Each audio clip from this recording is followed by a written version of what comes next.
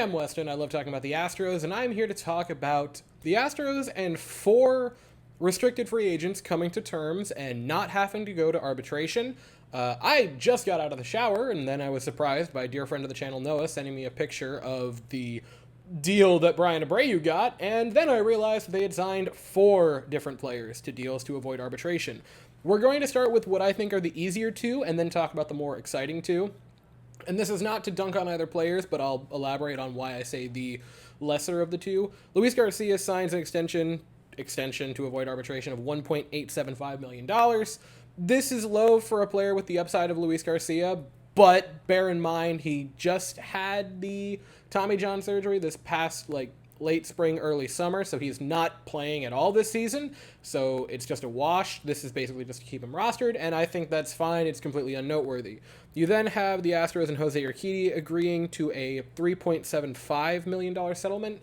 That's fine. I think Urquidy's going to find himself as either long relief or maybe that 6th emergency starter when inevitably injuries come to the starting rotation.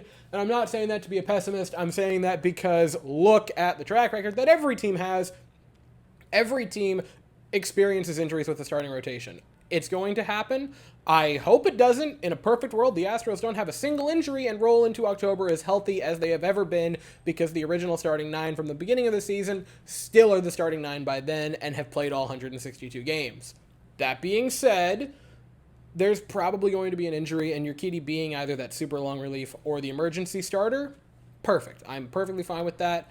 3.75 that's fine. It's unnoteworthy. This is where the Astros really excited me, though. Brian Abreu for $1.75 million. Listen, I am a big Moneyball guy. I love team-friendly deals. Everyone loves team-friendly deals. This feels almost wrong. Brian Abreu for the past 2 seasons has been maybe the best relief pitcher on this team if you look at the surface numbers and the underlying numbers. I think he has a legitimate case to be the best pitcher over the last 2 years for the Astros, at least in terms of relievers. And to get him for the 2024 season at 175, I mean, that is unbelievable. And I was speechless when I saw that. That is so incredibly dirt cheap. You're going to get a top 10 reliever. I think you could see him burst into the top 5 and really step into that closer role this season for less than $2 million is a straight-up steal. And then you get to my sweet, beloved center fielder, Chas McCormick, coming back at $2.85 million. And I obviously love that. I love Chas coming back. There was never really the question. The Astros had announced earlier that they were going to make him an everyday player this season. Finally, he is our starting center fielder, or probably just starting outfielder, because he's probably going to switch between center and left field. But that starting player, Chas McCormick. I can at least be happy with that fact. 2.85 is dirt cheap for a player of Chas McCormick's caliber, and I have been a Chas truther since the very beginning. I mentioned him in 2020 when no one was talking about putting him on the postseason roster, and I was thinking it would be a neat thing to do. I have been the longest Chas lover on YouTube. I think. I have not checked it at all, but I'm going to say it loud and proudly. 2.85 is nothing. I want to say he gave the Astros around 3-point-something wins above replacement last year. You can look at the adjustment on Fangraphs. Free open market, a 3-WAR outfielder is about, I think it's still, $8.2 million per win above replacement on the open market. So if you want to just look at it like that and cold and hard, you're getting a $24 million center fielder, outfielder for 2.85.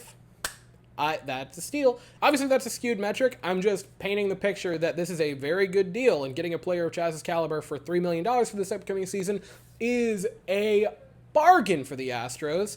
And in an everyday role, I promise you, I swear to God, I think he can put up 30 to 35 home runs and possibly an over 130 WAR or WRC plus again, maybe over 5 WAR.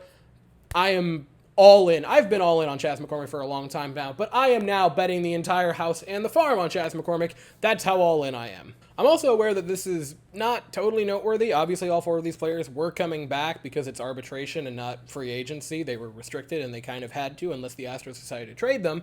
And so you might say that this is unremarkable, but I would say I woke up today and just desperately missed baseball, and any reason to make a video about baseball, and specifically the Astros, I was totally going to pounce upon. So, let me know in the comment section how you guys feel about it. Which deal do you think is the best deal of the 4? And which player of the 4, I guess technically 3 because of Luis Garcia, sadly, is going to have the best season upcoming in 2024?